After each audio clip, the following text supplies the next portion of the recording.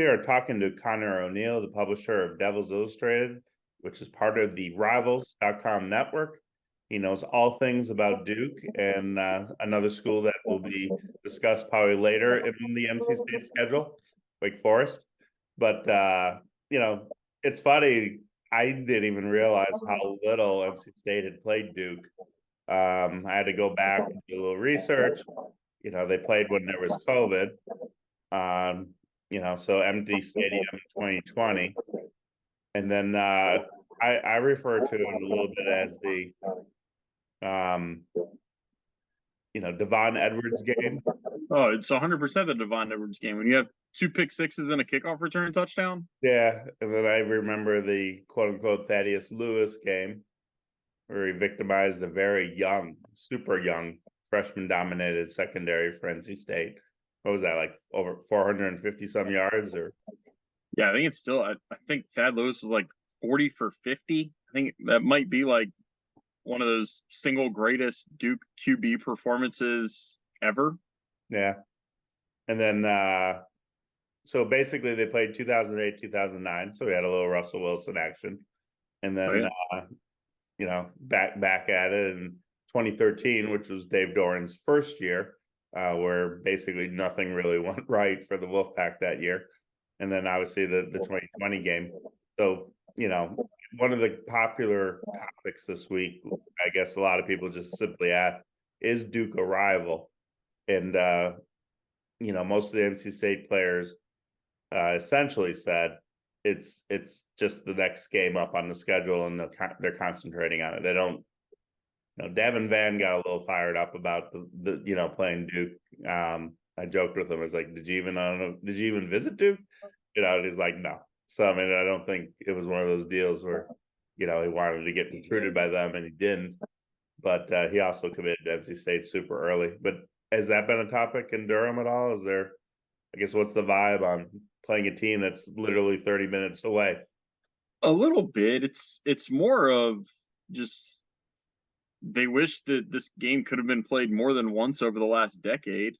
And I mean, at the same time that you want to be happy this is the first of 4 straight years that they're going to play, you also know that the schedule has to be adjusted with the westward expansion anyway, and that they might not be playing for the next 3 years. So there's more of just kind of cherishing the fact that they do get to play an in-state rival. Duke's 3 permanents in the 3-5-5 model were the 3 in-state schools, Wake, Duke, and Carolina. Or not Wake, Duke, Wake State and Carolina. I mean, I know Duke wants to play this game. It matters a lot to Duke to win in-state games. But like you said, it's not like they're going up against each other for every single recruit. I think Duke would like there to be more overlap than there probably is in this year's class. It's funny you brought that up. I actually did a story on Monday on NC State Rivals on whatever overlap there has been in recruiting. Because I've always kind of followed that along with like Wake Forest, because there just really isn't a lot of overlap between NC State recruits and Duke and Wake compared to UNC. Yeah. And usually with UNC, the way it works is kids in high school will both say both schools. And then there's a point in that junior year maybe where one becomes an NC State lean. If they're going to stay in state, one becomes a UNC lean. So looking over the Duke NC State overlap, Zonovan Knight committed to Duke, eventually flew to NC State. On the current Duke team, though, Monk at guard, I know State wanted him badly. I'm pretty sure that was a major priority when he was in high school. I know NC State Rivals went out to see him when he was at Wendell, Corinth, whatever we call it. Corinth Holders, I think. Corinth Holders. Yeah, that's a high school I have not been to yet. Haven't spent a lot of time in the good city of Wendell, though. I hear that they have a good Christmas lights display of some sort or something during Christmas time. But was Johnson in the secondary?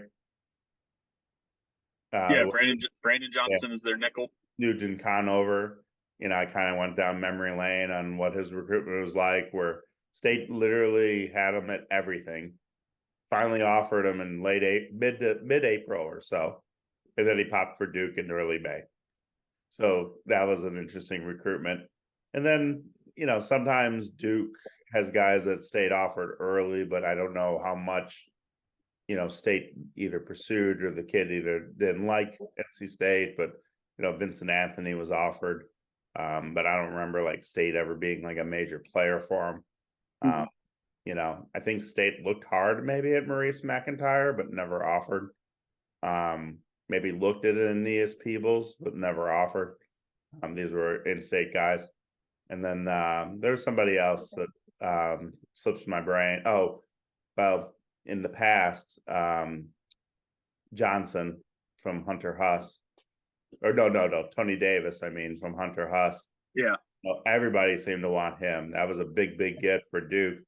And I was fascinated to kind of follow up on what happened to the Christian Rorys, who was another guy that State offered when he was younger, and then they filled up at defensive line. But I didn't even realize that Christian Rory was at like Texas State.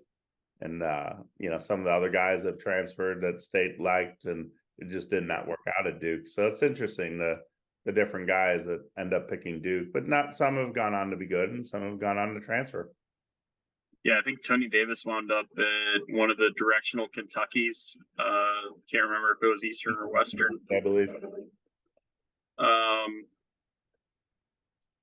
Yeah, I mean, everybody wanted Tony Davis. Big deal in Gastonia. We saw a lot of practices last year. I saw more practices going into last season than I had going into this season. And there were practices where Tony Davis looked like a high-level P5 corner. And then there were others that it was like either Duke has some of the best receivers that nobody knows about in the ACC, or this guy cannot be trusted to be put on the field against the teams that they're going to play.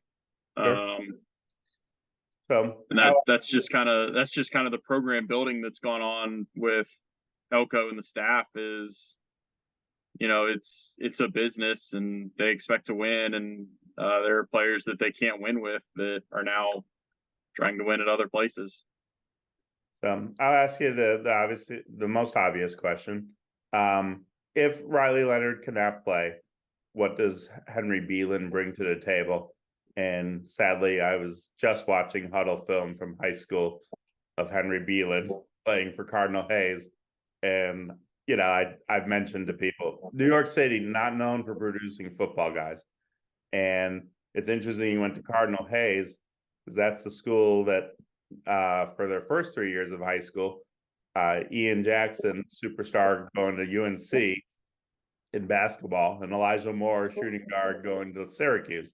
So I'm very familiar with Cardinal Hayes. Just not the football program. I didn't know about the football side of it with Henry Beelan, but I have always said I trust whatever Cutcliffe does when it comes to quarterback recruiting. Yeah, I've been thinking of Henry as kind of the last project and last developmental task that was on David Cutcliffe's clipboard there. It was part of that class that stayed together through the coaching change. I think they only lost 1 or 2 commits going from Cutcliffe to Elko. And the kind of the crazy thing to me about Henry that sticks out first is he wasn't an early enrollee, and Duke had a good enough impression of him through fall camp last year to say, Riley Leonard's our quarterback, and by the way, we're going to move the guy that he's been competing with to receiver, because we feel that confident not only in Riley, but in, if you're gonna move your backup quarterback to another position, you better have a good backup quarterback behind him. And that was Henry last year. So he came in and made that type of impression in a few weeks over the summer and then into fall camp. He's got an electric arm. I mean, that's the first thing that jumps off the page. I'm sure it pops on the huddle film is he can throw the ball hard. He can throw the ball far. Looks like he could really run. He's a good runner. He's not the dynamic runner that Riley is. He's just there aren't many quarterbacks in the country that are as strong, as good center balanced as Riley is to go through arm tackles and that kind of thing. We saw, the 44-yarder against Clemson to take the lead was the best example of that one. But Henry can run. It's more, he's just so raw. They've had to do so much fine tuning with him on footwork. As you can imagine, I mean, he comes from New York City. Like, that's not a place. Overlap on you. Is there some Jamie Newman in Henry Beelan, who I did see Jamie when he played at Graham High School? I think they're probably talk about raw. Yeah, he could really run, but I never envisioned Jamie Newman to develop into what he became at Wake Forest. I'm down with drawing that line. I'm trying to think. Jamie was a little more built and thicker. Well, Jamie, maybe some people a lot of schools like Jamie as a potential outside linebacker because he was probably 220 in high school or 215. Well, hell, I remember covering his second spring game at Wake, and he played well that day. And we talked to Dave Clausen afterward, and Dave basically said, yeah, this spring and today kind of showed us that we wouldn't have to move him to tight end. Mm-hmm. And that was in the realm of possibility for a guy that, like, 10 months later was starting on that Thursday night at NC State. Yeah. I'm thinking in my head for the last 30 seconds, it's like, do I make a joke that does Duke have a walk-on tight end that might hurt NC State on Saturday? The closest thing they have to old Jack Frudenthal would be Jake Taylor, I believe is the name. They just converted. No, it wouldn't be Jake Taylor. You're making me go deep into the depth chart here. You're so in the weeds right now. It's ridiculous. Nicky Dalmolin's their starting tight end. They had another backup tight end who was basically primarily a blocker, and they moved a linebacker over to tight end to give him another blocking type. Sure. That would be that kid. Like, it wouldn't be Nicky Dalmolin. Nicky Dalmolin was an oversized receiver that they turned into a tight end, but he's been on scholarship the whole time he's been at Duke. Almost at Wake. Yeah, I was thinking today about how many times State has been in a position where the starting quarterback got hurt, and then maybe they weren't sure if the starting quarterback was going to play. And I probably could have gone even deeper with Hartman and Jamie Newman, but it always seemed to happen with Jordan Travis at FSU. They missed him a couple of times, and then I think last year was Malik Cunningham at Louisville where he didn't play, and they went with the Dorman kid. But to get things back on track, one of the things that I've been thinking about. So, for people who don't know, I had leukemia, and when I came back after that, looking for a full-time job, I remember I helped out some with other rival sites and went to the Duke at UNC game during what ended up being Cutcliffe's last year. And I watched them, and I probably watched them play. So I watched them against Duke, UNC, and Duke Northwestern. Maybe I saw another game on TV, but it was kind of sad, and in the UNC game, they basically could have picked their score. Like, if they wanted to get 60, they could have gotten 60. And that was the Sam Howell team that probably had De'Ami Brown and Michael Carter and Javonte Williams. So it was a very good offense. But, I think everyone has been shocked to go from sadness of the Cutcliffe final year where games weren't competitive to what Mike Elko has done just in record time. From your observations, what is it about him that has led him to turn the program around so quickly? And, have there been changes in the strength and conditioning program? Because I kind of thought that 2020 squad, when I watched them, was small and undersized and, easily overpowered. And I don't know, what was going on with the S&C program then, but like I said, it wasn't working. And now it seems like it is. No, I mean, it's when you mentioned strength and conditioning, it's ding, ding, ding. The way it worked, I guess this is going to become a little bit the theme of the week to pile on Mario Cristobal here. I'll explain myself. Mario Cristobal gets the Miami job. He inherits a staff with David Feely on it, but Mario, as a P5 head coach, he wants to bring his own strength and conditioning guy. So he brought his guy from Oregon, and that put David Feely out of a job. And Mike Elko snapped up David Feely right away. And Elko has told us it's really interesting to hear him discuss it and talk about it. I don't think I'm breaking any news. I don't think I'm giving anything away. Mike Elko is very confident. He's very confident in his football knowledge, and he hires the people that think the same way that he does about the game of football. And he basically explained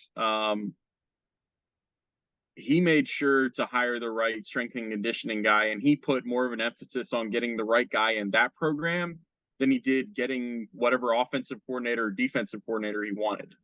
And that's where, like, every time there's a new coach, you always want to ask, well, who his coordinators are going to be? Who's he going to bring in? Who are his guys?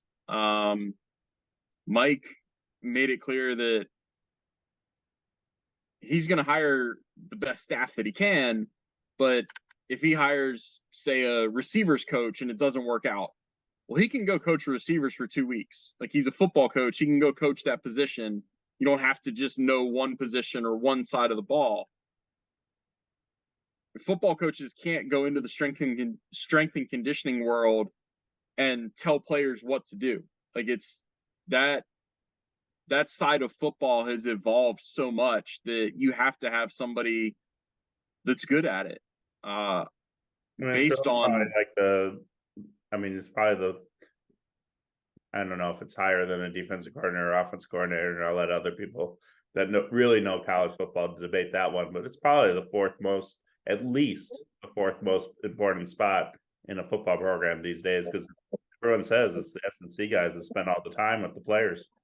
Yeah, and that's, especially when you think about how the football calendar plays out, and if you basically start in January, you're doing off-season workouts and winter workouts with the S&C staff. You get into spring ball and you're with the coaches, and then spring ball ends and you're doing post-spring workouts. Then the summer, it's that staff only. Like, the coaching staff is doing clinics, they're recruiting, they're doing everything else other than coaching the team, while the S&C staff is getting them ready to go into the season. And then it's not like that work stops when the season starts. So, man, that position is so critical, and they hit a home run with David Feely. It's not like I know every program in the country. It's not like I even know every ACC program, but I would put David Feely into the top 10, just based on the work that he's done, what he inherited, and what they've become in just a year and a half. And would say it's probably more important that, as long as Mike Elko is Duke's coach, that he's their S&C coach instead of, he's integral to the fabric of the program. Yeah, it sounds like he's just that good. And, as a way of linking this, watching Duke against Clemson, watching Duke against Notre Dame, physically they went toe to toe. And obviously that was not the case 2 years ago. And it was just impressive to watch that, Duke's players look like guys that should be in the ACC, and obviously we know the history of Notre Dame and Clemson, and we know all the recruiting rankings that those two programs have had. But, to me, obviously, just being able to physically go toe to toe with those programs, combined with Riley Leonard emerging last year as a sophomore. And, truthfully, I thought he should have gotten even more hype for what he did last year. But I think Drake May just cast such a big shadow that it took a while for people to find out, just how good Riley was. And then the sneaky thing in all this is that, at one point, maybe Jordan Moore was considered the quarterback of the future. And because of Leonard's emergence, he gets, Jordan Moore gets to play at receiver. Well, guess what? He ends up being a really good wide receiver. So all of a sudden, Duke's got two nice receivers. Jordan Waters is physically a good college running back. Mhm. I don't know. I don't think Jordan Waters had a lot of fanfare coming out of Fairmont, North Carolina, which I only know of that city because of Quincy Miller, who once played basketball. He spent 1 year and before he ended up at quality education in Winston-Salem and went to Baylor and probably I don't think he ever played in the NBA, but he might have. But that's the only reason I remember where Fairmont is, which I guess is on the border of North Carolina and South Carolina. So, to see all that come together, what did you kind of observe combined with the fan atmosphere of, big boy college football against Clemson and Duke? I mean, Clemson and Notre Dame. Yeah, it was. I thought the atmosphere against Clemson was great. It's that Monday night Labor Day weekend, the only show in town. There was a lot of orange, but there was also a lot of blue. And I thought the atmosphere against Notre Dame was better. Saturday, probably Saturday night lends itself a little more to being on a school night and that kind of thing. But man, it was an electric atmosphere against Notre Dame. It's a perfect night. Loud. Like I like the horseshoe setup of Wallace Wade. I think horseshoes are pretty cool for football stadiums. Um, this it's a program that I was trying to put this into perspective.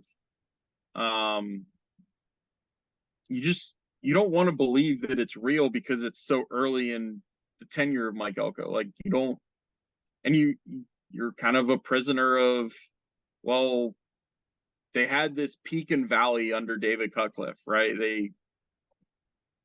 They took a while to build the program. They had a bit of an apex there from like 2013 to 15 or 16. Got it a little bit back with Daniel Jones, but it was a gradual decline. And you think that from a gradual decline, there should be a gradual rise. And that's just not the reality of it. They've been good since basically Jump Street last year.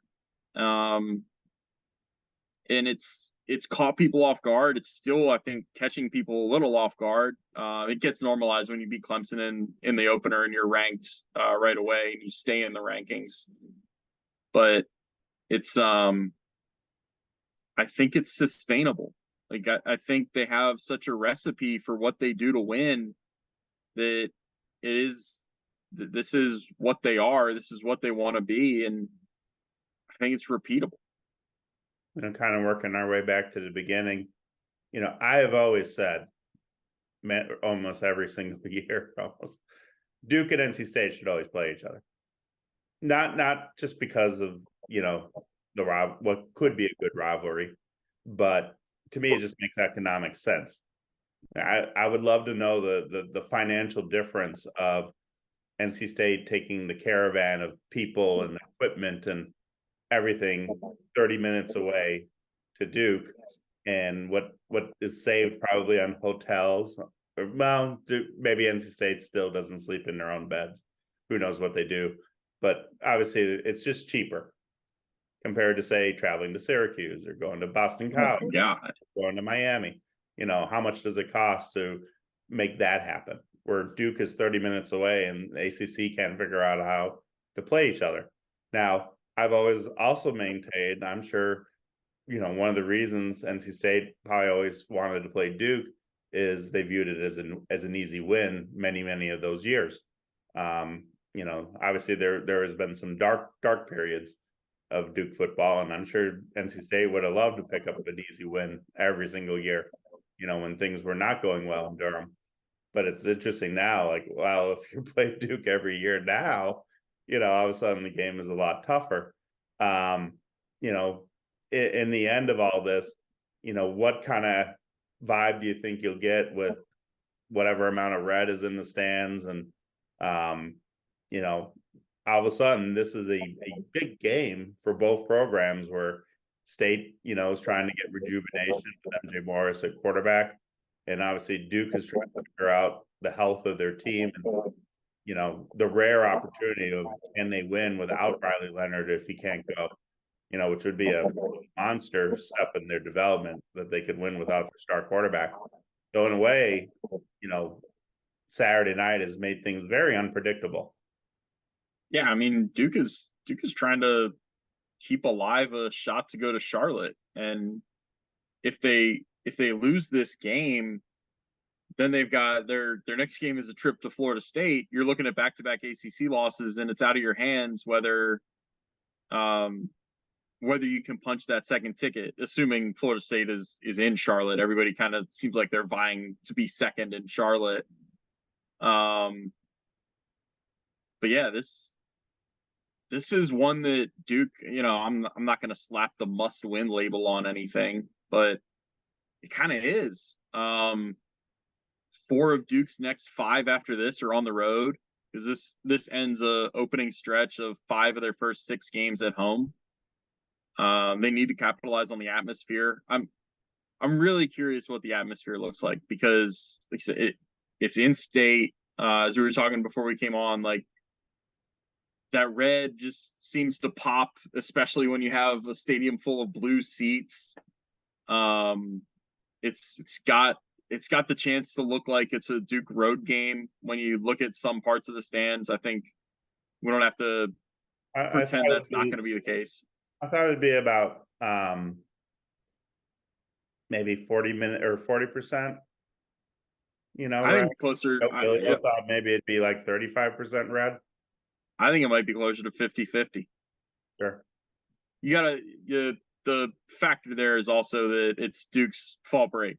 So I don't know how many students Duke will get. For the Clemson and Notre Dame game, they had, I think it's either 4 or 5 sections that were full of students. That's been one of Mike's main talking points, is like, hey, you guys go to Cameron and go crazy there. Why don't you just come do it for football? What's the difference here? I mean, I'm sure there's deeper angles of the relationship of Duke and the city of Durham, and where the alumni live, and attendance has always probably been a struggle for Duke football, but this is their dream schedule this year. I mean, to get all these teams. Is UNC at home? UNC's on the road, but they have a home game against Wake on a Thursday night. So it's just that year where, schedule wise, there ever was a year to get season tickets, this was the year. Well, to wrap things up, we're talking to Conor O'Neill, publisher of Devils Illustrated, Rivals.com network. Where can people find your work this week and your social handles? It's duke.rivals.com. We'll have some good stuff up. I want to dive into the 4th and 16 that got them beat. Sam Harbin scrambled for 17 yards. I guess both of these teams can commiserate about losing to Notre Dame in September. But we'll have some other good stuff up. I want to talk about how much it matters more that their left tackle, Graham Barton, and their best corner, Miles Jones, are going to be back. So I have stories on that later this week, and I think they'll be pretty educational for your boys here on Wolfpack stuff. Well, I'll leave you on this, because I should have probably asked this a little earlier. But so, how early do you arrive just to see if Riley Leonard is warming up? Are you bringing the binoculars? Are you on the stakeout to see what Riley's ankle looks like? It's going to be tough. I think. I expect you to be the first one on Twitter to know if Riley Leonard is warming up or not. If I'm in the stadium when I want to be, it'll be about 2.5 to 3 hours before kickoff. The complication here is I also cover Wake Forest, and they have a 3:30 game. So I need to remotely cover their happenings in Blacksburg. But I don't often go down to the field before games, but I do want to go down to the field for this one and see him move around. Or how quickly does Duke run to Pete Thamel of ESPN to tweet it out? Well, that's the 3 hours before kickoff. Yeah, if there's an announcement on game day from Thamel, it's just going to take some wind out of my sails. Or I guess we'll deal with that if it comes to it. I really hope it doesn't, but at some point it's just unavoidable sometimes. I'll leave this spot on this. As a person who spent most of his work life in Durham all these years, if any AFC State fans, they need a good meal. Maybe before they start really get going. I'm sure the hours are not going to be all the way to 8 o'clock or anything, but no sponsorship from King Sandwiches. But we always like to give a good shout out when Durham's involved to King Sandwich, which is across from the original Durham Bulls ballpark, not the new one, but the original one. We got a lot of love for King Sandwiches, but that's my one place that I always go to lunch in Durham. So, but appreciate having you on, and yeah, like I said, I'm very fascinated because usually I have a feel for how a game's going to go. I don't have a feel for this one.